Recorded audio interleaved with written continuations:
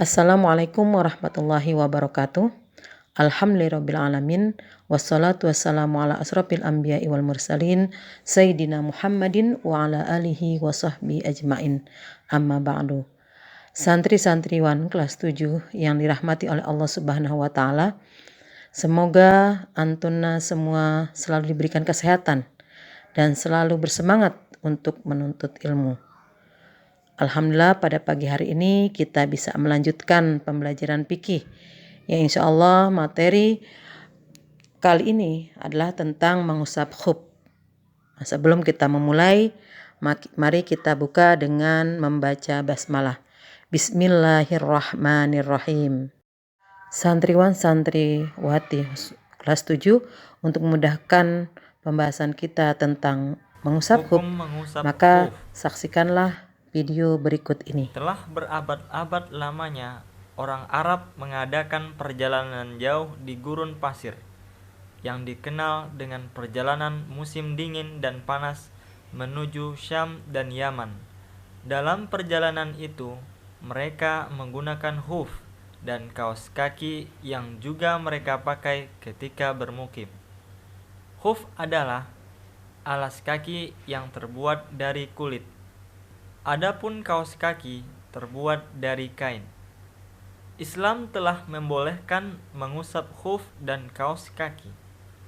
Sebagaimana disebutkan dalam banyak hadis, di antaranya diriwayatkan dari Anas bin Malik ketika ia ditanya tentang hukum mengusap khuf.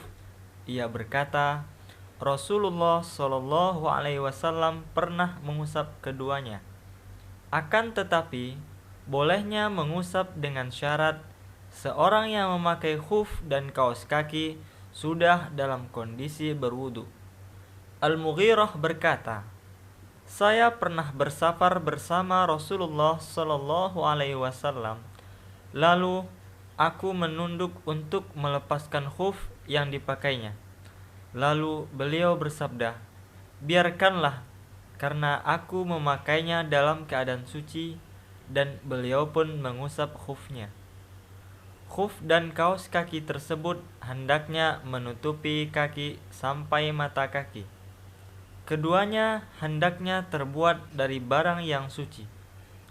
Pada saat yang sama, hukumnya mubah dan keduanya bukan terbuat dari benda yang haram, seperti kain sutra untuk laki-laki. Kebolehan mengusap hanya ditujukan bagi hadas kecil dan bukan hadas besar. Dari Sofwan bin Asal, ia berkata, Rasulullah Shallallahu Alaihi Wasallam pernah memerintahkan kepada kami saat kami bersafar untuk mengusap khuf selama 3 hari 3 malam, baik setelah berak, kencing, atau setelah bangun tidur, kecuali jinabah. Hendaknya mengusap khuf dan kaos kaki hendaknya dilakukan pada waktu-waktu yang telah ditentukan dan ditetapkan oleh Rasulullah SAW, yaitu bagi mukim, orang yang tidak musafir, selama sehari semalam, dan bagi musafir selama 3 hari 3 malam. Hadis dari Ali radhiyallahu anhu, beliau berkata, Rasulullah menetapkan untuk seorang mengusap khuf dan kaos kaki 3 hari 3 malam untuk musafir, 1 hari 1 malam untuk orang yang bermukim. Waktu kebolehan mengusap khuf atau kaos kaki dimulai sejak seseorang mengusap keduanya pertama kali. Jadi, jika seseorang berwudu lalu memakai khuf atau kaos kaki, kemudian ia terkena hadas kecil dan ia mengusap khuf atau kaos kakinya saat itu, maka masa bolehnya mengusap khuf atau kaos kaki dimulai setelah usapan pertama kali. Cara mengusap khuf yaitu membasahkan kedua telapak tangan dan diusapkan pada bagian atas khuf, mulai dari ujung jari kaki sampai ke betis sebanyak 1 kali. Kaki kanan diusap dengan tangan kanan, demikian pula kaki kiri diusap dengan tangan kiri. Khuf dan kaos kaki bagian bawah dan bagian tumit tidak diusap. Ali berkata, jika seandainya agama ini hanya berlandaskan logika semata, maka seharusnya bagian bawah khuf lebih pantas diusap daripada bagian atasnya. Akan tetapi, aku pernah melihat Rasulullah Shallallahu Alaihi Wasallam mengusap bagian atas khufnya saja. Batalnya mengusap khuf ketika seorang melepaskan kedua kaos atau salah satu kaos kaki yang dikenakan. Akan tetapi, dianjurkan bagi seorang muslim untuk menanggalkan kaos kaki dan mencuci kainnya jika mengeluarkan bau tak sedap dan mengganggu orang lain. Hukum mengusap gips, perban, atau plaster. Selain disyariatkannya mengusap khuf dan kaos kaki, juga dibolehkan mengusap gips, perban, dan plaster. Gips adalah sesuatu yang dipasang untuk melindungi anggota tubuh yang patah. Perban adalah kain atau sejenisnya yang dipasang melingkar membalut luka untuk tujuan pengobatan. Plaster adalah sesuatu yang dilengketkan pada luka untuk tujuan pengobatan. Segala yang dijelaskan di atas dibolehkan mengusap berdasarkan hadis dari Jabir. Ia berkata, kami pernah bersafar dan dalam perjalanan salah seorang di antara kami terkena batu dan melukai kepalanya. Dan pada malam harinya ia mimpi basah. Ia pun bertanya kepada para sahabat seraya berkata, menurut kalian, adakah keringanan bagiku untuk bertayamum saja?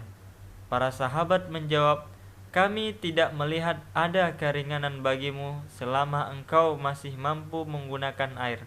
Lalu ia mandi dan mati. Ketika kami bertemu Rasulullah Shallallahu Alaihi Wasallam, kami menceritakan kejadian itu kepadanya. Dan beliau berkata, mereka telah membunuhnya. Mengapa kalian tidak bertanya jika kalian tidak tahu? Karena obat kebodohan adalah bertanya. Bagi orang tersebut cukup ia bertayamum.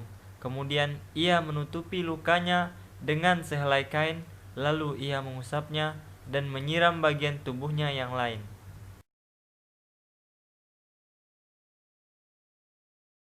Memasang gips dan perban dalam keadaan suci bukan sebuah kemestian, juga tidak ada batasan waktu, selama orang itu masih membutuhkan gips atau perban untuk mengobati penyakitnya.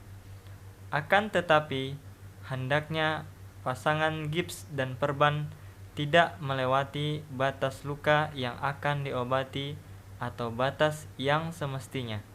Maka ia cukup mengusap gips dan perban tersebut dan membasuh anggota wudhu yang tidak terbalut. Namun jika bagian tubuh yang terbalut bukan anggota wudhu, maka tidak perlu diusap.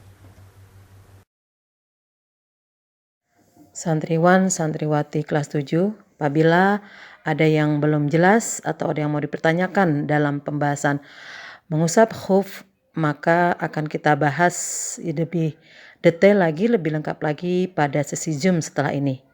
Syukron jazakumullah atas perhatiannya. Wassalamualaikum warahmatullahi wabarakatuh.